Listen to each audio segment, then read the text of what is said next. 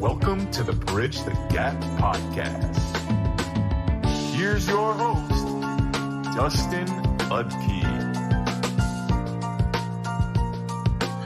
What's up, everyone? Welcome to the second episode of Bridge the Gap. I got a special guest joining me, my son, William, because we hit, what did we hit, William? 100 subscribers on YouTube. So thank you guys for the support. So I was doing a giveaway. We're giving away 3 Cooper Kupp rookie cards. We've got this nice rookie patch auto. We've got a nice rookie auto. And we've got a nice Phoenix rookie. So I'm going to share a wheel. So anybody that was following Bridge the Gap on Twitter was entered once I got to 100 subscribers. So let's do that giveaway now, William. You ready? Yeah. All right, let's spin the wheel, see who it is.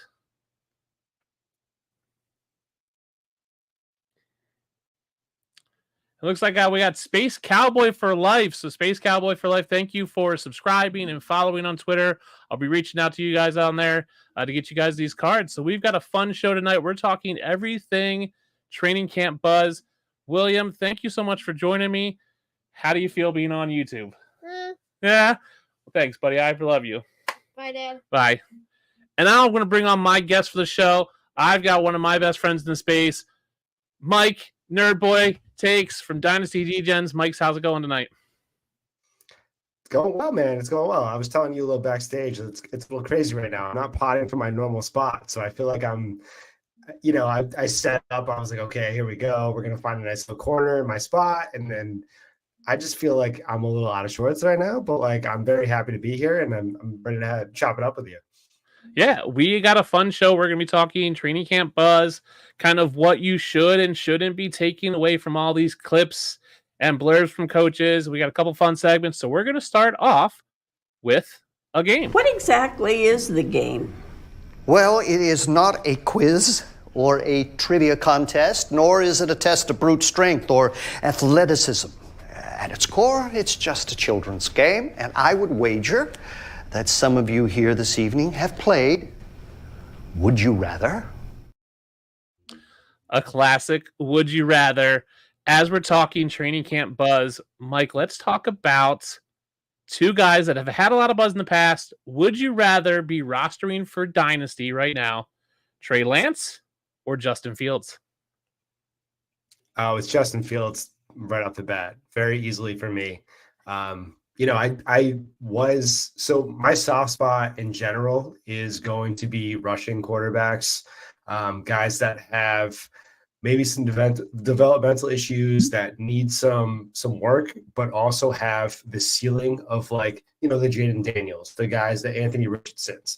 These guys have incredible ceilings, and it only takes one system to really develop that guy into a superpowered Lamar Jackson kind of guy.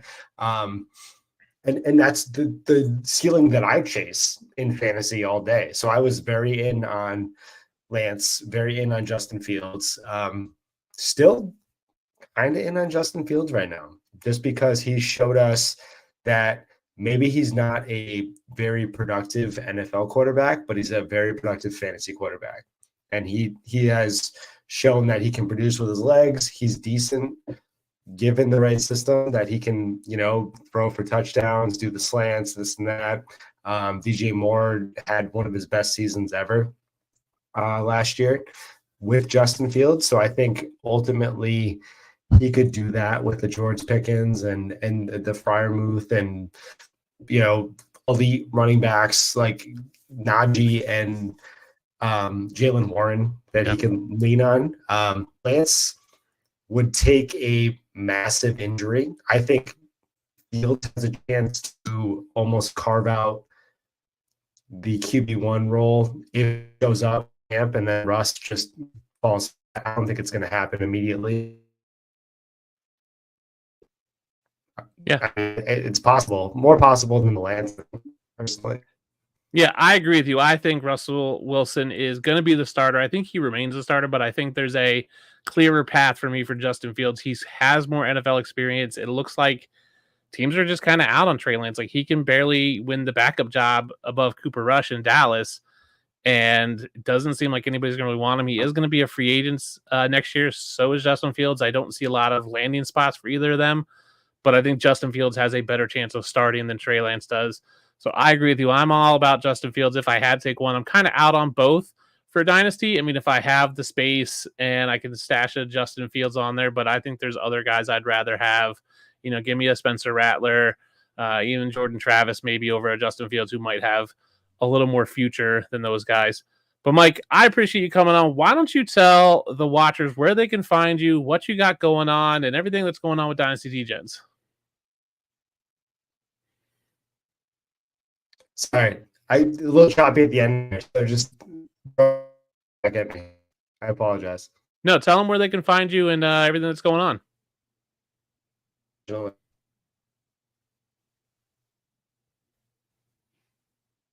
I think I lost you. Well, I might have lost Mike. He's having some technical issues, but you can follow Mike at NerdBoyTakes on Twitter, Dynasty Degens at Dynasty_Degens on Twitter. Check them out. They've got a lot of stuff coming up. I've been helping Mike out, working with the team. He's been tweeting like crazy. So he's definitely out there. He's got, a lot going on. He's got some stuff in his personal life, but he's still going out there grinding content, putting together a great plan for the season for you guys. So again, it's at NerdBoyTakes on Twitter or at Dynasty_Degens on Twitter if you're looking for them. Let's see if we can't get Mike back in here in a minute. Mike, you there? Here, yeah, I apologize. Like I said, I'm not in the right normal spot. Can you hear me? I can hear you, yep. All right. So I hope this stays, and I apologize. I probably should have found a better spot to pot from, but I'm not sure if I'm locked in right now or. Yeah, you're good. Am I good? Yep. Okay. All right. So run that back for me real quick. Let me know what I missed. We were just dropping off your Twitter handles or wherever they can find you. But you got anything exciting coming up for Dynasty Degens? Yeah, so we have another fantasy show launching off in the next couple weeks. We're going to do a redraft show with Chuck Bass, and then we actually have a special co-host that is unmentioned currently, but I think it's going to be a good drop. We are doing a Dynasty Degens podcast on Friday, which should be a news-breaking podcast. We have big news for Dynasty Degens, and a couple big news coming on to the to another fantasy show, and then ultimately to Dynasty Degens. There's a lot of good big changes happening in the next couple of weeks. Really excited to on Friday, and hopefully everything else is going to fall full and really hit the ground running before the season starts. Yeah, I'm privy to some of that information. I think I'm really looking forward to what you got going on, what you're cooking up. So check out the show on Friday if you guys are watching. Drop them a follow, drop them a subscribe on their YouTube channel. Drop us a follow at BTG_PodFF. Jump in there. Let us know in the comments what you guys are looking forward to this offseason. We're going to dive into now the main topic of talking about training camp hype. So, Mike, let's start out. Where do you find the best news for training camp buzz? Where are you going to get your information?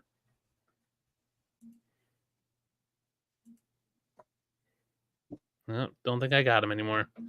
Sorry, Mike's having some technical difficulties. It happens here in the world of the internet. But I'll tell you guys where I go. Twitter's obviously where a lot of people go to get their news, and try to find it that way. Follow 32 beat writers, I think is the best thing.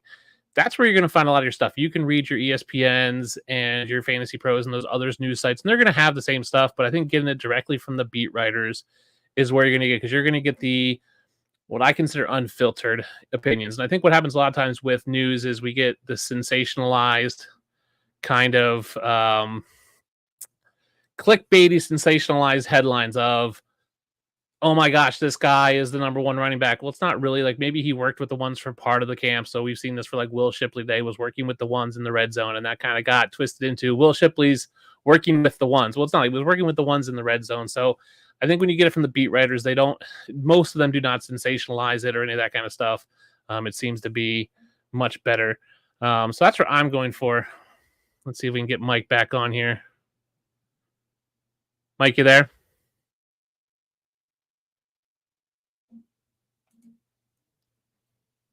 Kind of, sort of. I got some video. No, I'm not getting any sound from you right now. But as Classic man. Mike Can you says, get me right now? now I Am can I hear back? you. Yes, you're back. You are back. Somewhat. All right, let me unplug. Can you roll? And then I'm going to join back in like 5 minutes. And then Yeah, that works. Yeah, we'll roll you back in when you come back, Mike. Like Classic Mike said, it's a Classic Mike who helped us with the logo. Great guy. It's all about finding the right beat writers to follow. So find those guys. Like I said, 32 Beat Writers on Twitter is an account that basically compiles that for you. But again, the beat writers are going to be the way to do it. Now, for me, it's about what information should you be looking at and what information should you not be looking at. And I think that's where a lot of people, and this is why I wanted to talk about this, because I think that's where we get lost in this constant 24/7 news cycle, and the hype machine starts rolling. And what are we looking at, right? So you're going to see lots of videos of these guys making spectacular catches. You're going to see these one-handed grabs, wide receivers basically wide open past the defender and catching these passes from these balls. I personally don't care about that. That's what they should be doing. They should be making catches. For me, I look for when guys are screwing up, when quarterbacks are missing routine throws, and we've seen that from different quarterbacks, whether that's Daniel Jones or sometimes Trey Lance or other guys, when they're missing those routine throws or wide receivers are dropping the ball. That's not what they're supposed to do. They're supposed to catch the ball. That is their job, is to catch the ball. And let's be real, in slow motion, which practice is, it's at like half speed. That favors the offense. The offense should win every play. So the receiver should be able to shake the defender because the defender's not playing at full speed, and you can juke a guy walking. Like we've seen those videos of that guy in sandals walking, and also makes a cut, and then he's loose. You can do that in slow motion. The offense should win. So I'm looking for those clips of guys who aren't doing their job. I don't want to see the clips when they're doing their job. That's what they're supposed to do. But when I see guys dropping the ball or quarterbacks not making the right throws, that's a big question mark for me. So that's the stuff I'm taking away from it. What I don't take away from it is who's running with the ones and twos right now. It is very early in preseason, right? We talked about Will Shipley. He's running with the ones, the quote unquote, the ones in the red zone. It's early. Saquon Barkley is 27, which is, let's face it, old for an NFL running back, and he's got some injury history. So maybe they're just giving him some rest. And obviously you want to get your rookie worked in. So I'm not putting a lot of stock in who's running with the ones and twos right now. Now, a couple weeks from now, second week of preseason, then I start looking at who's running with the ones and twos. So for me right now, what I'm doing is I'm looking at the guys who are not doing their job, dropping passes, fumbling the ball, misreads on, running the wrong route, quarterback's not making the right throw, overthrowing, underthrowing, whatever it might be. I'm taking away that. I'm not taking away the, oh my gosh, George Pickens had a one-handed catch in the end zone. That probably means it was a bad throw because he had to make a one-handed catch, but he should be catching balls. That's what they're supposed to do. And then I'm not really taking away who's running with the ones or the twos right now because vets are going to get rest. Certain guys aren't going to practice certain days. We've got guys holding out. That's what I'm taking into it. So that's for me how I look for information. So when I'm looking for actionable intel, it's who's not doing their job. And maybe that moves them down my rankings. So when I see consistent, reports of Daniel Jones not making routine throws, that's worrisome. And whatever you believe in Daniel Jones, that has to cause you some concern. Whether you're the biggest Daniel Jones believer, him missing routine throws in practice where he should be making those throws is a concern. And that's what I look for when I'm looking for actionable information. We are still very early in the offseason. It does seem, especially for us who are content creators, the offseason hasn't stopped, and it's been going for a while, but we are really in the first or second week of camp. Like we have the first practices with pads happening this week. So it's still really early in their process that we still don't have cut downs. That doesn't come to the end. You've got guys who aren't going to make the team. That's what I'm looking for. I will say this. I do put a little bit of stock in the constant drum beats I hear for certain players. So when I hear an offensive coordinator and a coach continue to talk about players when they're not asked about that player. So what happens a lot of times, you'll get a press conference with, let's say, an OC or a head coach, and they go, how's the running back game looking? Very vague question. And when they start talking about the second or third string running back, that shows me that that guy is on top of their mind. They're impressed with that player. And that shows me that could be something to keep an eye on. Doesn't mean I'm rushing out to trade for him. Doesn't mean I'm rushing out to pick him up. If I have spots, sure, maybe I will. But that's something you got to be looking at. And that's how I take that information. So if you're out there and let's face it, if you're plugged in right now, you are kind of what I consider a diehard fantasy player. Like I'm in a family league. My parents aren't paying attention to training camp right now, right? The people in your work league probably aren't paying attention to training camp blues, except for maybe their local team. But if you're looking at all the stuff, you're kind of a diehard. And I think we really get lost sometimes in this world of too much information. We have to whittle it through. So again, look for guys who aren't doing their job. Look and don't take the hype of this guy made this great catch because that's what they're supposed to do. And don't take too much stock into who's running with who. Looks like we got Mike back. How's it going, Mike? I'm not sure. I think I'm back, but I'm not. I hope I stay. So I have had to move everything, and I think I'm good.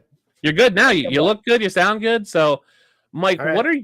What's your process for wading through training camp buzz? I think it's ultimately always a sell window. I think I always had that mentality, but ultimately like that Puka Nacua thing burned me so hard because I was like, okay, this is it. Here we go. Like this is a good sell window about a 5th round, or I think he's 5th or 6th. I think it was 5th round.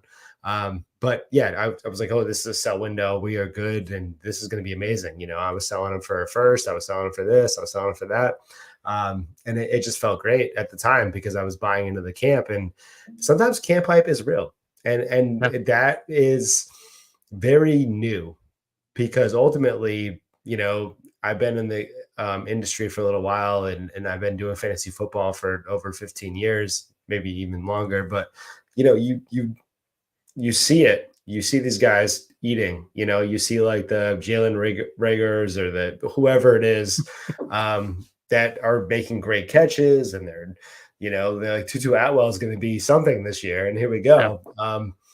It's a great sell window. And that's how I've always lived my life when it comes to camp hype. But I think last year kind of changed that a little bit for me. You know, I'm starting to eat up the Pachecos and these guys that, you know, even like Dameon Pierce, like I was like, oh, he's going to be a Jag. I mean, he is a Jag, but yes, he had an incredible run that, you know, we don't know where these guys are going to end up and how they're going to play out. But ultimately, if there is a bigger sell window down the road, you have to take it with a grain of salt. You know, like I'm picking up certain guys like the Deneric Prince, you know, the fact that he's like the second runner on the Chiefs, which is going to be an explosive offense. And, you know, it's Patrick Mahomes led. So you want to own a piece of that backfield, but, you know, having that guy be free and you throw him on your taxi squad, there's nothing wrong with that. So if you see a guy that's really showing out in training camp and you have the open taxi spot or you have a little bench spot, like why not? You know, like it's well worth even just a selling point a little later in training camp anyway. So that's interesting because I'm generally in the opposite camp of you. Like I don't care that Deneric Prince is running with the 2s right now because it's early in camp. Like maybe they're just giving Clyde some rest. Maybe they're just trying to work Deneric Prince in to see what they have, right? See if he's going to make the roster. So if I'm a coach and I go, Pacheco's making the team, CEH is making the team, is it Prince or is it, you know, Louis Rees-Emmett, who I really like which guy's going to be the third guy? Maybe you give Deneric Prince a little more work with the second team to see if he can produce that level. So I always look at that and go, I don't care that he's running with the 2s, but I like your thought of buying them now with the option to sell in 2 weeks from now, right? Or sell after like he has a good preseason game. That's an interesting take because you can, I think a lot of times in Dynasty, we look for the Pukas, right? Where we can find a guy, buy him super late. We hold on to him until he finally breaks out. And we got guys who are like still holding on to Rashad Penny and he retired and they're like, oh, Rashad Penny, what could have been? I think looking at it in a very short term sell window of buy the hype now and sell when the hype gets a little bit mixed. Like maybe you can, if you can pick Deneric Prince off the waivers and then sell him in 2 weeks for a 3rd round pick, who wouldn't pick a 3rd round pick off waivers? Like that's great. That's great strategy from you to like be able to look at teams in a really short 3 to 4 week window of this is your sell window. So buy him now and ride that hype for a couple weeks. And it only has to go up marginally more for you to trade him off. So I think that's really good. Yeah. So there was a Deneric Prince jump in last offseason, I believe. Yeah. And then there was Pacheco that got injured, I think, in the offseason. I sold Prince for a second, 25 second, like it was considered a future second at the time. Like we were in 23. So it was easy money, and it still looks good right now. But, things can flip upside down. And like I said, I want to use Puka as a standing last point, there are reasons to grab these guys and hold on to them. I think you want to sell when you can sell, you want to just throw them out there, but there is that 10% chance that the hype is real. And you have to think about it as anything is real, anything can happen. Even if they don't hit, there's still that sell window. And that sell window is more valuable than anything. And that, like I said, Puka burned me. I saw the sell window. I said 25 first, 26 first. If you could sell me at 27 first at the time, I would have taken it. Whatever first that I could have got for Puka, I was going to take it. But now I look silly. But ultimately, that's the game you play. Do you want to hold on to these guys and hope for the best and then have them be the Rashad Batemans or like guys that have shown out and done things and they have camp hype every year? Treylon Burks was a 102, 103 in super flex leagues. It went Brees, your choice of Garrett Wilson, whoever, and then it was Treylon Burks. Treylon Burks was 103 in that class. There was no QBs, nobody. You were burning the 103, 104 on Treylon Burks. And everyone held him to dear life because they burned that 103, 104. And they were like, and then there was always a fade pass to him. Yeah. He gets one pass a game. Like, oh, baby, there it is. Like there was a sell window for that guy constantly. Yeah, that's a good point. I think dynasty owners get locked into, well, this guy was a first round pick. Clyde Edwards-Helaire is a perfect example, right? He was like the 101 of his rookie class most places. Like, and there's, well, I spent that pick, and they just like what could be, and they're for me, you're afraid to be wrong, and I think we need to come to grips and come to reality of like you're gonna be wrong, and it's okay. And even if it is a Puka and you sell him for a first, like yes, you could get more for him later, but what doesn't mean you were wrong to sell him when you did. Like you sold him at what you thought was the hype, and that's the gamble we play with Dynasty. Like, right, is this the peak? Is this not the peak? I think it's okay to be like, okay, I was wrong, learn from it and go on. But like it's not like you got nothing for him. You still got a first round pick, which can be a really good player, and just hope that you can draft well. So that's the hard part is I think, but I do think there's a sense of like, they pick out one little thing and they'll take that one pass from Treylon Burks, or like Jalen Reagor had a good highlight clip the other day, and it's like, oh man, he caught a goal. And that's what I was saying when you were gone was they should catch the ball. Like offense should be catching every pass in these preseason games. Like defense is playing at half speed. They should be able to shake them and get open passes. For me, it's when guys don't make their jobs. Like when guys are dropping passes or Daniel Jones is underthrowing or overthrowing guys. Like that's when I get scared. So I think it's smart to look at things in a short sell window of there's this short training camp, first 2 games of preseason, sell window, that if you can scoop these guys up, and if you have the space, right? Obviously, every roster is different in construction, right? Like you might just have a ton of solid guys that you don't want to drop. But if you have the space and you can pick up one of these hype guys, I think that's okay, as long as you pick them up with the sense of, I'm going to try to sell them in the next 2-3 weeks and recoup a pick, a second or a third, and then pick someone off waivers again. I don't think it's okay to pick up a Deneric Prince, be like, he's running with the 2s, and hold him in hopes that if Pacheco goes down, he's going to be the starter and he's going to be this magical player. If he was that good, he'd be starting anyway.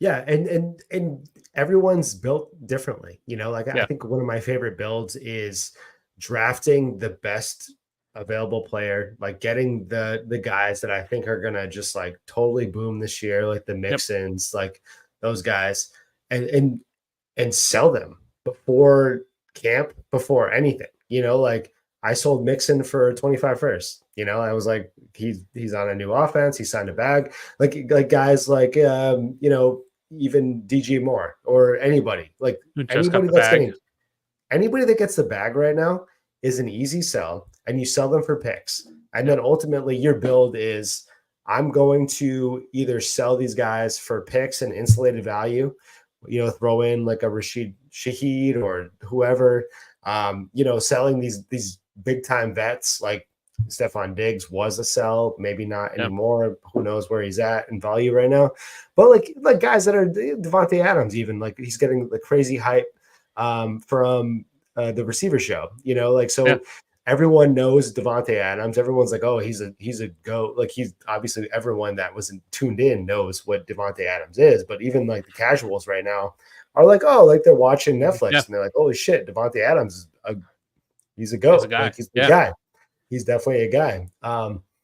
He's a sell. Like if you have him and you're not competing this year, sell Devontae Adams. Anybody that's on TV, anybody that's on any show right now that the casuals can watch on Netflix or HBO or whatever, go sell those guys if you're not going to compete. Like even Amon-Ra, if you can get a crazy bag for him, go sell him right now. And then pick up the camp hype guys, pick up these guys that might be the next Puka or whoever, and sell at the right time. It's all about sell windows, really, like when it comes to Dynasty Fantasy. That's true. Dynasty is all about sell windows, and we're gonna have a show about that later in the year about like trade strategies, how to recognize when to sell high, when to buy low. I think you're right. Like the guys who get the pub on, whether it's a Netflix show or they're talked about on ESPN or any of those shows who are making the rounds. And then any guys who's in the news, like T. Higgins, when it's like, or Brandon Ayuk, it's like every day there seems to be another Brandon Ayuk piece. Like he's playing for the 49ers this year. He's not going anywhere. Let's be real. Yeah, they're not T. Higgins isn't going anywhere. Like he's still there. Like the fact that they brought in Joe Burrow, Jamar Chase, and T. Higgins to see the new locker room was like, okay, clearly they see him as a piece of the offense and the piece of the team. He's not going anywhere. Like I don't think we've ever seen any recognizable name get traded like this late into the off season. So I don't think those guys are going anywhere at this point. So yeah, Mike, at the moment, I don't think I don't have the stats in front of me, but like there's no way that any of these guys are going anywhere. They've all checked in, and even CeeDee Lamb, that drama, he's getting paid. CeeDee Lamb's what are they gonna do? Are they gonna pull a Titans and trade CeeDee Lamb for I don't know, like junk? Dude, trading AJB for we already started this. Let's go first circle. But they were like Treylon Burks is gonna be AJ Brown, and we're gonna play him in the same role. They were going to take a gadget receiver, a guy that has all manufactured touches in college. Like he is, hello, handoff, hello, dump off, boom, right here. You are a guy that is getting everything handed to you and you are producing. You think that you can put him in an AJ Brown role on the outside and running just straight slant routes, boom, like coming in on the outside and that's going to translate. So I think they murdered Treylon Burks, but they also murdered their franchise thinking that Treylon Burks was going to be AJ Brown, and the scouting department failed. I'm never going to be a scout. I'm never going to be that guy that's going to I could do the NFL job. But that's one moment where I'm like, dude, I could have fucking made a better decision. Sorry for swearing on the spot. If I can, I don't know. Right. Sorry, excuse me. I could have made a better decision than the Titans front office there. I think front offices get in the same boat that we do as dynasty players, where they just fall in love with a guy and they overlook some of the weakness and they just fall for something, right? Whether it's one game or one pass, they fall for this hype and they just kind of get stuck with it. Unless at the end of the day, like a CeeDee Lamb not practicing, a Jamar Chase not practicing, they don't need to practice right now. They're good. They don't need to learn the offense. They don't need to, build chemistry.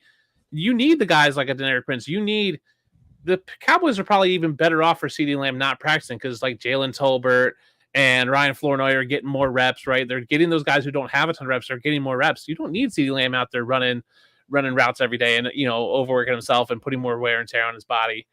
So Mike, who are two guys that you're finally believing the hype in? I'll call them, as we say, post-hype sleepers. Who's a guy or two that you're like, man, I'm finally believing that it's going to be the year for them? Oh, I mean, when you say finally, are you referring to guys that we've been waiting not rookies for a long time? It could be a long time. It could be a year. It could be 2 years. Someone who you're like, man, I had high hopes for them a year or two ago, and now they're going to break. Not rookies, obviously, because we don't know, but a guy like someone who might still believe that Treylon Burks is good. Like, is there someone like that you're like, man, they So haven't really showed up, but there's I think they're going to now?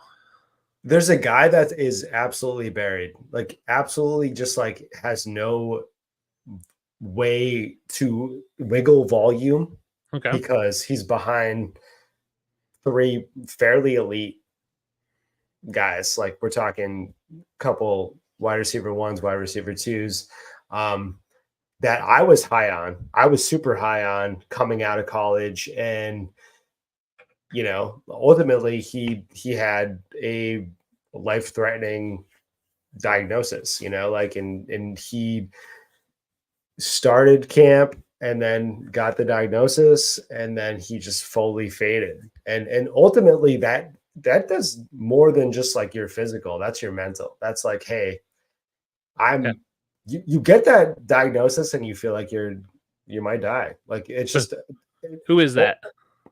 John Mechie. So Mechie, I love him as a player. I think he is very talented. I think he had to go through 20 to 30 hoops even to get mentally back on the football field. Because when you hear the word cancer, when you hear that just in wherever, it puts you in a different spot. And I can't imagine being a professional athlete and saying, I have cancer. I might never play the game that I love again. I just got drafted. The year that you get drafted, that's it. But he has shown in camp, I know we're going to go back to camp hype. He's shown in camp that he is very, very talented still. He still has it. I think it's more mental. And then I think the team DNA right now with Stefon Diggs, with Nico, Tank Dell, like it's tough. It's a tough lineup to crack. Yeah. But I think it might benefit him, being on that backtrack. Stefon Diggs, he's got 2 years at best. I think at best. We are talking about a rental, like they paid big bucks for that guy, but like he is, they see it as they're close. I mean, that's what that signing or that trade means to me. So I wouldn't say that it's not a crazy idea that Mechie becomes the wide receiver 2 to 3 in that offense in 1 to 2 years. Like he could slide into that role if he's a good stash. Like I think he's free. He's free in Dynasty, and his value. Like I think he was a early second in his rookie drafts. Like he was like in that Pittman range, and he was Alabama player. Like he showed out. He had a great collegiate career. He was on track. Like I think he was a second round pick, I believe. I think so. Second or third rounder. He was definitely in that range of just he's going to be productive, like a Josh Downs. I know I'm talking about Colts back and forth here, but like that's what he reminds me of. Like he has that ability.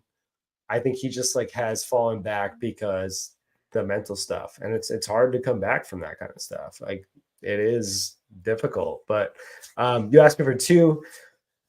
Oh man, well, why do you think? I'll let you think, and I'll give you one. How about that? So you could think. I'm believing in Andre Iosivas for the Bengals this year.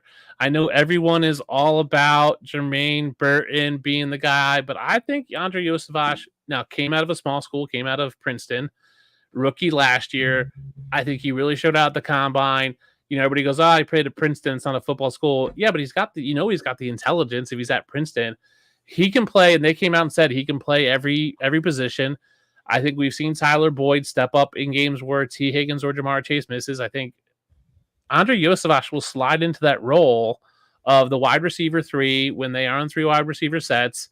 And then if, one of the big guys goes down, he can step in and play the X, the Z, the Y. He can play whatever it is.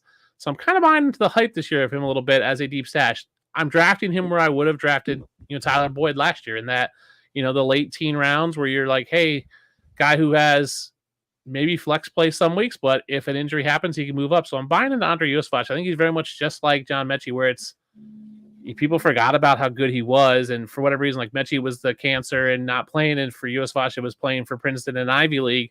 They just don't get the respect they deserve. Yeah, I mean, I don't dislike that at all. I think that's solid. there's a coin flip there. Like somebody's going to show out in that offense because it's never going to just be the Higgins and Chase show. Because ultimately, like that, dude, one of them goes down. Yeah, it's just the offense, the way that it's run. They are out there. They're out in the open. They are fed balls. Not saying this is against Burrow at all. I don't think he's throwing hospital balls at all, but like they are isolated. So they're seeing 2 to 3 hits almost every time their ball is near them. Like they're getting the safety help. They're whoever it is on that far right side where Burrow loves to throw. They're getting doubled and they're getting hit. Well, and the safety doesn't, and traditionally the safety doesn't have to cover the tight end for that team because we'll see what happens this year with the new offensive coordinator with Mike Gesicki there. But traditionally for Cincinnati, the tight end has been a non-factor, so you don't really have to cover the middle of the field all that much. You stick a linebacker on him, you're fine. So safety, you're right, can go over and cover that and then kind of throw double coverage and lay some hits. Let's talk about rookies. Give me one rookie that you're buying into the hype right now. I didn't get in my second guy. So give me your I second don't want guy. to hold this up. All right. So we're still on the Bengals. I love Chase Brown. I think he's the guy that you want to own in that offense and that offense. I said that backfield and offense in the same word, which is nice. I just new words. I move things now. I have a 2-year-old, so I just move things fast. So yeah, that's the offense. But yeah, I want Chase Brown. I think he's the guy. I think he's going to overtake that offense eventually. He's going to be the guy that you want to own in that backfield. But I want to get Bryce Young, and I do want him at ADP. I don't want to take him way above ADP. But if we're talking about guys that we love to boost in value currently where we can take them, like where they're going, Bryce Young is free. Like not free, but like he's a quarterback 2, if not quarterback 3 for most teams in fantasy. In dynasty, in dynasty, you're gonna get him in the 7th, 8th round. You know, like he's in that range of. I mean, Baker is even higher at this point in time, so it's like you're gonna get the 101, and Baker is a previous 101, so not a good example, but like he is gonna go in the 7th, 8th round with the Genos. I think Geno Smith is like right there. He's in that QB. I think he's like in the QB 15, 16 range in ADP. So, I mean, they have made vast improvements with the offensive line, and we're talking about Deontay Johnson, who is an actual NFL wide receiver, which they didn't really have last year. Like if the guy had 4 seconds to throw, and he was throwing to I don't know, the corpse of Adam Thielen and Harris Marshall. Yeah, so Harris Marshall, Tommy Tremble, and then nobodies. Yeah, so I mean, it's not even about like what I've heard about Bryce Young's development. It's more about the fact that he is in a much better spot, and with young QBs, that's what you want. You don't even want what you see talent wise. You want to see what is developed around them, and that's ultimately like what young QBs do. Like Stroud, I don't know what happened. Did he develop these young wideouts, or did these wideouts develop him? We don't know. Yeah, we don't know. Like, did Nico Collins and Tank and did these guys bring out the talent, or did he bring out their talent? I think he brought out. I think Nico and those guys were above average, and I think CJ Stroud lifted them to good. Right, or really good. I think CJ Stroud brought him up, but I like the Bryce Young. I'll match it with another quarterback that I'm excited for, that I'm buying a hype, and that's Aiden O'Connell. The Gardner Minshew hype is Gardner Minshew's a backup. He was signed to be the backup. Aiden O'Connell won that job last year. He's going to have this first crack at it. When you're talking about a guy that's throwing to, we talked about Devontae Adams being a stud. Like he's one of the GOAT receivers out there. People are all hyped up about Brock Bowers. People were all hyped up about Michael Myers last year. Like, you have Zamir White, you have Dylan Lobby, who I think is a good rookie coming out of the backfield. Like, you have receiving weapons for them. They still have Jacoby Myers. Like, they've got weapons, and I think Aiden O'Connell can be good for what you're getting. You're getting him lower than Bryce Young half the time. Like, he's is practically going like in most of my these charity leagues like Scott Fish Bowl and Warrior Bowl, like he was going like in the teens rounds, like late, because people just aren't sure. I think Aiden O'Connell is a great player, and I'm buying the hype that he is the starter and he's going to be the guy. Yeah, I don't hate that. I think Gardner Minshew has been a pretty decent fantasy quarterback because he runs a little bit and then he just throws like 50 passes a game. Like he just. Well, I mean, if you're Minshew, you just go out there and YOLO because you're not. I mean, veteran quarterbacks that are backups, you want that guy because he's like, whatever. He's smoking American spirits. He's living in his van. Yeah. He is drinking Busch Lights, not even Bud Lights. He's drinking Busch Lights on the side. He's just whatever. They have the best job. And like a Joe Flacco. Joe Flacco was like, fuck it. Like, what? I can't stop swearing. It's all right. But you're right. They're in that I don't care mentality. They're like, if I have nothing to lose, let's do it. I completely agree. So give me one rookie that you're buying in the hype on this year, whether that's through training camp or just through the offseason process so far. Who's the one rookie that if you could only take one rookie right now, who's the one you're buying into? So, all right. So there's got to be parameters with this question because if there's only one rookie at cost, at their ADP. It's Javon Baker. I mean, Javon Baker is early on in rookie drafts where I run the DGens rookie drafts and I have over 15 dynasty drafts, and I run them in the same day because I'm a DGen and I'm just like, I want 1 million text messages and calls and alerts on my phone at the same time. Javon Baker was a 4th to 3rd round pick in these drafts. And this was like a week after the draft itself, the NFL draft. Like right now, he's probably at mid-second. Before then, he was a 4th round pick. He was a late 3rd, 4th round pick because nobody believed in Drake May.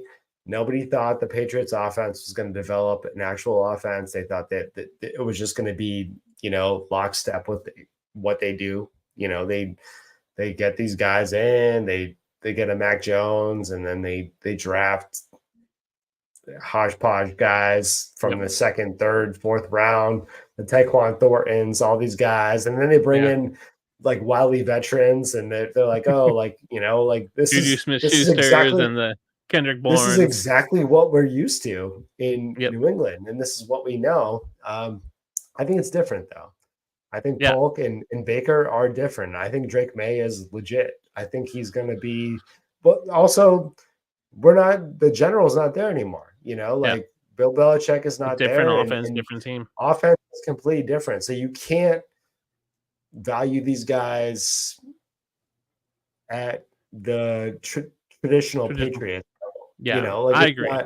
It's not going to be the same, and the offense is going to look the same, and defense is it's just not going to be even close to what you're used to. So I'm buying Javon Baker at cost, even if his cost is a mid to late second, I think I take that. I think I do because he's going to be borderline wide receiver 1. I don't know where Polk is going to be, but these guys are going to share that wide receiver 1 role, and whoever shines out and gets the trust of Drake May or even Jacoby Brissett, if he wins that job to the short term, I think Drake May is the starter week 6 on. Yeah. I think if they want to go either one, they're not in a bad spot because Jacoby Brissett loves to pepper his wide receivers and he's not a bad guy. So either one is going to be fine for fantasy purposes. I think the Patriots are going to be awful. They're going to be god awful. They're going to win like 7 games this year, but like for fantasy, they might be kind of gold. They might be back on the, hey, we're losing by 10 points and we don't have Mac Jones anymore to noodle arm it. So we're going to gunsling it. Yeah. Gunsling it. So I think you might be in a good spot if you take one or two of those wide receivers from New England in the late 3rd. Yeah. And for me, it's Bucky Irvin, running back for the Buccaneers. Listen, Rashad White was good last year on a ton of volume, but his yards per carry was hot trash. And Bucky Irving comes in with the receiving work. I think the Buccaneers will want to work him in. I think they understand that they can't ride Rashad White as the main guy. They can't give him 200, 300 carries. Like they can give him 200. They can't give him 250, 270. So I think Bucky Irvin's going to get the pass catching work. I think he's going to get mixed in. Baker does check it down a little bit, so he's got the receiving unit. So Bucky Irvin, I think, is that third round pick, and a late pick in your redrafts is a huge value for me. And I'm buying the hype that I'm seeing from that offense. What the Buccaneers did was said, hey, we made the playoffs. We won our division. We went on a little run last year. Let's just run it back and add a few pieces. Like, let's add a Bucky Irving into the mix. Let's add, some offensive line, some defense. Like, they worked that in. So I'm buying that. So that's where I'm at. So those are a couple guys that you guys can look into if you're wading through some of the camp hype. That's who you can look for, what to look for and what not to look for. Hopefully give you guys some information. Drop a comment in there of the guys that you're buying into the hype or not buying into the hype. If you're out on, let's say, a JJ McCarthy, because the camp news has not been great. If you're not buying, if you're believing what's the opposite of hype? I don't even know what it is. Like the downward buzz on JJ McCarthy, if you're buying into that, let us know in the comments. Drop me a follow, Bridge the Gap, BTG_PodFF. Drop Mike a follow, Nerdboy Takes, or at Dynasty DGens. And we're going to do a little fun draft, Mike. So let's do a draft. We are going to draft 4 coaches, 1 to be head coach, 1 offensive coordinator, 1 defensive coordinator, and then 1 wild card who can be whatever you want them to be on that team. And I'll let you have the first pick. Who are you taking with your first pick? You can draft any position you want there. All right, so head coach, I'm going to take Mike McDaniels, not because of just pure talent. I think he's in that offensive genius tree. I think ultimately, though, I want the vibes. I want somebody that is going to welcome. He's got that millennial vibe thing going on. He's like, hey, like I'm a new young coach. Like I am going to bring a different style to the team. And I think ultimately like players want to play for a guy that they can connect with. And the Mike McDaniels is somebody that I think has that locker room in check for sure. Yeah, he's definitely got the vibes. And listening to him talk, he talks about the game differently. Like he talks about it like a math equation at times. And my buddy Tristan says that a lot. And just like when he talks, it's like, well, if we can do this, this guy can get 1% advantage. And it's like this 1% times 1% times. It's like this, like the square root of these 5 guys making 1% is like, it's like, I don't get it, but it works. So for me, I'll take my head coach and I'll take Andy Reid. I think he's a veteran enough coach where he can bring the vets in and they respect him for his pedigree, but also is creative enough and adaptive enough to adapt to whatever players are around him. Like I think Andy Reid has shown that he can bring in a Patrick Mahomes and he's willing to adapt with the times and the play style of what he's got. So whether that's the trick plays where they're doing ring around the rosy and running around the ball and breaking the huddle, trickery, he seems to have the locker room down. Like I think they respect him enough. Like I think what we see with some of these older coaches is they are unwilling to adapt, but I think Andy Reid's one of the few that has adapted. So I'll take Andy Reid as my head coach. Who are you going to take next, Mike? He's timeless. He is. Andy Reid is getting into the Bill Belichick realm. Not, I wouldn't say like in performance, but ultimately like just his pedigree, his pedigree, his coaching tree. Like it's up there. Like I think Andy Reid, when he retires in, who knows, 10 years, might go down as the greatest coach ever.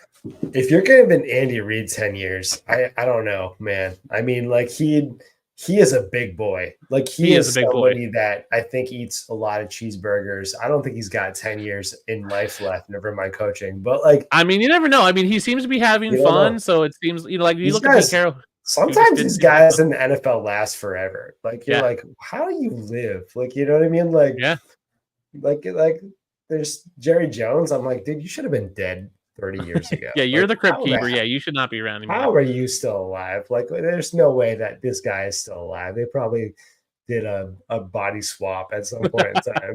Because there's no way. So who are you taking for your second pick? Bobby Slowick. So that's my defensive coordinator out of the Texans. He is a very you can take head coaches to be your defense or offensive coordinators if you want. I think Bobby Slowick is the heads above shoulders when it comes to coaching. And I think I want new age NFL. Okay. If I'm building a team, I want guys that aren't thinking within the current NFL scheme. I want guys that are bringing in a completely new. You don't win with old. You can, but the NFL is completely changing, and it's completely different from when it was 5 years ago, and way different from 10 years ago. And like, it's a different game from 20 years ago. It's not even close to the same. With the NFL changes, with the NFL rules, I want somebody that is not stuck in, all right, so I own a restaurant, and I want people that aren't coming from different restaurants. I want somebody that has never worked in a restaurant before. Interesting. Because I can teach them how my restaurant is run and how I do things, how I like garnishes, how I like food run, how I like people talking, how I like this and that. You know, like, it might sound controlling, but that's how I want to build my coaching staff, because if you have people that are stuck in their ways, that are stuck in their way of coaching, the way that they develop players, they're going to develop the same team. And Andy Reid sounds good, but how much development is he doing now? He's more about the facilitating of the developers underneath it. Yeah. I want somebody that actually does the development. And it fits with your Mike McDaniels, right? Of that new age kind of vibe you got going. So for my second pick, I'm going to continue with my guys who have the fundamental old school but are willing to adapt. And I'm going to take Antonio Pierce as my defensive coordinator. I think he... Oh, baby. I was in there. I was actually close. I was going to get... I think he brings enough like new agey, like, I'm new to coaching. I don't have these habits that I've built in coaching, but he has enough pedigree of like being a player. I think he brings a toughness to the defense that I want. Like, I think the Raiders might be over the edge this year in terms of like what they're doing in terms of like targeting, like, I don't say targeting, but they are like going after guys. Like, they are like, we're going to kill Mahomes, whatever. Like, I'd be scared if I'm the Chiefs, like playing the Raiders, like, just because I'm not saying they are dirty, but like, it wouldn't put it past me if there's a questionable hit in one of those games. But I think Antonio Pierce can bring the mentality that I want from a defense of, we're going to play smash mouth defense. We're going to play kind of that old school mentality in a new school way. Like, we're going to go out there and we're going to run fast. We're going to hit you. We're going to blitz. We're going to kind of throw crazy looks at you. We're going to, muddle our line. It's not going to be a traditional 3-4 or 4-3. You might just see like 7 guys just standing up and just, you don't know who's what, and you don't know who's coming, who's dropping. I want that. And I think with Andy Reid, Andy Reid can develop Antonio Pierce a little bit in terms of like what it means to coach players and kind of build that culture. But I think they're old school enough where they have like, this is what football is, but hey, we're creative enough to adapt to what's going on. So I'll take Antonio Pierce as my second guy. He's going to be my defensive coordinator. Who are you taking as either your offensive coordinator or wild card pick? Oh, I'm sorry. Slowick was my offense coordinator. So I apologize. I probably misspoke on that. I got you on that. Yeah, Slowick is the offense. I want to take.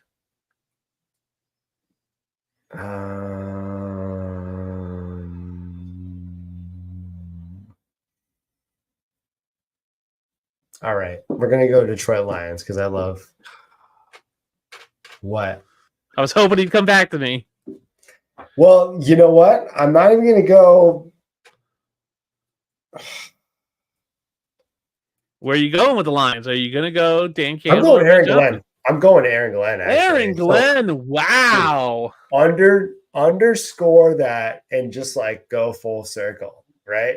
Aaron Glenn is so hungry. He is so hungry. He is like a hungry boy. Yeah. He has been out. He's doing a pilgrimage to Mecca right now. He has not ate in 7 days. No, he's not. But like, that's what I view him as. Like, he is. He's out there. He's so hungry for this. Like, I think he wants to be Dan Campbell so bad that he is going to do an amazing job. This is what these guys do. All right, coaching tree right here. I want this guy that's like on the second to third branch from the top. I want the guy that is like trying to get to the top, but is not close to the top yet and is just going to get there. You want that hustle and drive. The Glens, these guys that they want to get there and they have to do amazing things before they get there. Like, especially with I'm going to always go back to Bill Belichick because that's my GOAT. Like the Romeo Crennels, the Manginis, these guys that have worked, that won Super Bowls, that have made amazing defenses. Ultimately, I think that's what Glenn's going to do. And he's going to maybe win the Super Bowl. Lions Super Bowl. Lock it in this year. Lions Super Bowl this year. Look at that bold prediction. Lions Super Bowl. So you're taking Aaron Glenn. When you said Lions, I thought for sure. So I'm going to lock him in as my wild card. I thought you were going to go Dan Campbell. I'm taking him as my wild card pick. Here's what I love about Dan Campbell. Your hair is awesome, man. Dan Campbell for me is Dan Campbell is a great motivator of men and culture builder. I don't think Dan Campbell is a great X's and O's football coach, but I don't need him for that. I have Andy Reid. I have Andy Reid, and I have Antonio Pierce to kind of be X's and O's and offensive defense. So I'll pick my offensive coordinator next. I need Dan Campbell to go in there and just motivate the guys, very much like Aaron Glenn, right? Obviously, that Detroit team, that's what they're about, is connect with the guys and get in the locker room and just get guys hype. That's what I want Dan Campbell for. I want him to be my wild card. I don't even know what position I give him. Just maybe call him hype man. Just have him go out there and be like, we're going to go out and just do the pregame speeches and just get everybody riled up and hype. Him and Antonio Pierce. He's your wild card. He's my wild card. Yeah. Because I think he's just a great motivator of men, and he's a great culture builder and tone setter for your team. Again, I don't think he's great at the X's and O's, and we've seen this with some of these questionable play calls and go for it. But I love what he does in terms of building a culture, and I want that on my team. I want a guy that can help build culture and gets behind the culture. Once he gets the vision of something, Dan Campbell gets it and goes with it. He's going to take – Andy Reid's going to cast this vision of this is who we are, and Dan Campbell's going to be like, all right, I'm in. And he's just going to run through walls for it, and that's what I want for my wild card. So I'm taking Dan Campbell as my wild card. So you have McDaniels as your head coach, Sloak as your offensive coordinator, Aaron Glenn as your defensive coordinator. Who's your wild card going to be? I'm going Jim Harbaugh. I'm going to go with the guy that actually nobody knows what he's doing. He's going to be the ultimate wild card because nobody knows what that offense is going to look like. Everyone's like, oh, they're going to run the ball. Oh, they might throw the ball. Oh, they might do a little blend of both. They don't really have a good running back. They don't have anything. They don't even have a good wide receiver. Justin Herbert is by himself. That defense is awful. I have no idea what he's going to do. I don't know what kind of offense is going to run. I know that I have a good idea based off of his past and what he does. He's got a whole resume that I could look at, but man, it's 2024, dude. These resumes, I've seen coaches just totally change up, and they might throw the ball 40 times in this offense. They might just I don't know who's going to be the wide receiver one. Who's going to be the running back one. I don't know anything about this offense at all. And I think that's what makes him a good wild card, because if I don't know anything, he might not know anything either. I don't know if people are hush-hush about their offenses because they're keeping it a secret or because they actually don't know what it's going to be. And he might not know what his offense is going to be until now. He reminds me of the Henry Winkler character from Waterboy, where he's got that secret notebook of plays he's been drawing up in the middle of the night, or Ted Lasso when he's in the bar and he's having this fever dream of this triangle, and he's just I just see Jim Harbaugh just laying in bed with a whiteboard what if we only have 3 guys on the line, 3 offensive linemen and 7 wide receivers or something crazy. I just see him scheming up these crazy plays and having this secret notebook of just the most randomest thing. It's wait, you want to have 3 offensive linemen and 4 running backs and 6 receivers and no quarterback? We'll just hike it right to this guy, and then he'll do a triple reverse. Just the craziest things you've ever heard of, and that's Jim Harbaugh. He is just a wild man out there. It's going to be absolutely crazy. It's Charlie from Always Sunny, dude. He's going to cut the brakes, and he's going to do he's going to have 3 running backs in the backfield at one point in time, and that's his standard. Yeah, he's just going to do it. Yeah, he's just going to have get the ball, and you don't know, maybe nobody gets the ball, and that's just how it goes. And I love that about the dude, and I'm glad he's back in the NFL. He's a nut job. So that's your wild card. So you've got Mike McDaniels as your head coach, Bobby Slowick as your offensive coordinator, Aaron Glenn as your defensive coordinator, which I like that pick, and Jim Harbaugh as your wild card. I have Andy Reid as my head coach, Antonio Pierce as my defensive coordinator, Dan Campbell as my wild card. And for my offensive coordinator, I've been going back and forth in my head. Do I want Kyle Shanahan or do I want Brian Callahan? And I think what I'm going to take is Brian Callahan because I think Shanahan would struggle being an offensive coordinator, not having full control.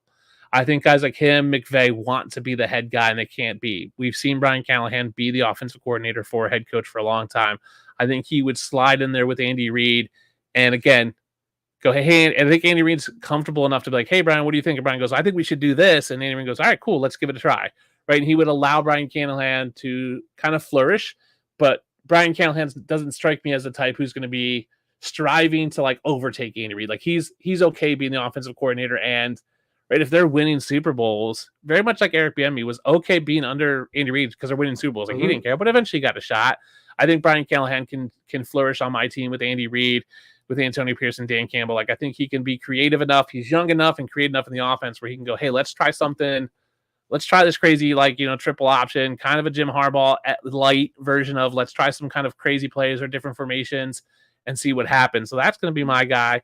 So I'm going to post these on Twitter, but drop it in the chat who you think has the better team, whether that's my coaching tree of Andy Reid as head coach, Brian Callahan as offensive coordinator, Antonio Pierce as defensive coordinator, and Dan Campbell as wild card, or Mike's team of Mike McDaniels as head coach, Bobby Slowick as offensive coordinator, Aaron Glenn as defensive coordinator, and Jim Harbaugh as the wild card. Mike, I want to say thanks for coming on. I really appreciate you. I appreciate all your support you've given me over the past year or so. I love what you're doing over at DGens. Excited for the show. You said it's this Friday, but tell everybody where they can find you and what you got coming up one last time. Yeah, man, your family. I love you. I appreciate you. I appreciate Always. Your family. I appreciate everything. Like we've had multiple conversations, and it's always been more about our personal relationship than it comes to like fantasy. And that I appreciate that about you. Oh, of course. When I was thinking about the show, I was like, my first list was Joe and Steve from Front Office Pros, who are my two best friends. I was like, next guy's got to be Mike. Like, I got to get him on. Like, there was like, I got to save these certain shows for these people. So yeah, your family, and I appreciate everything. I appreciate it. I could talk for a 5-hour show if it comes down to it, and we could just have back and forth and have a good time. Because we have that chemistry. But like I said, I appreciate you having me on, and I'm sorry for the technical difficulties before, but yeah, you can always find me at Nerdboy Takes, and that's more about me just having fun. And then our content is on Dynasty DGens. So always follow Dynasty DGens. So our podcast on Twitter. And then we also have a Discord, and we are dropping some news on Friday. So we're going to have some fun with the pod with Nino, a couple guests. We're going to rotate the pod a little bit, and we're just going to have guests come on and then drop news here and there. So it's going to be live. I haven't announced it yet, but this is considered the announcement that we're going to have a pretty fun pod on Friday that is going to go to just our followers. So I'm not going to just put it out there anyway, but if you follow us, then you're going to see it. And it'll probably go about 9:00 on Friday. So like I said, that's what we're doing. And like I said, you are part of our pod. You are on the DGens family. I'm the team. Yeah. You'll be involved, and it's going to be a fun. I would say it's a graduation almost for our podcast, so it'll be fun.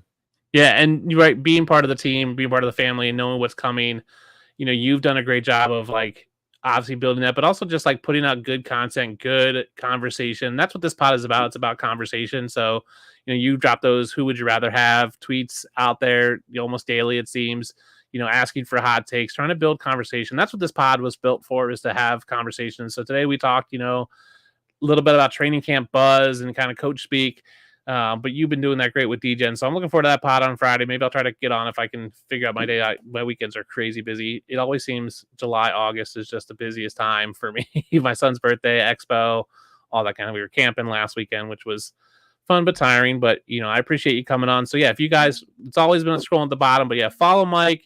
Follow DGens, drop a sub on their YouTube, hit them up on Twitter, join the Discord. Discord's a great place to build community. We want to have, I think Mike and I both have the same dream of like, we want to continue to build a community that continues conversations outside of the pod, outside of Twitter, a place where you can go and talk, not just fantasy, not just hype, not just buzz, but you can talk about life. You can talk about movies. You can talk about other things that are going on and have people you support. Mike, that I you're family to me, and I'm always out there for you, and I give you a call every now and then just to talk and hit you up. So I appreciate coming on. I appreciate all you watching. A little bit of a longer show today, but thanks for tuning in. We'll be here every Tuesday, 10 p.m. Eastern. Next week, we've got Andrew Cooper talking about fandom and how to kind of manage that in fantasy. So how to not be a homer and how to take advantage of people that are homers. So I appreciate you guys tuning in. We will see you next week. Hit that like and subscribe, drop a comment, let us know which team you like better and what offseason buzz you're buying into or not buying into. And we'll see you guys next week.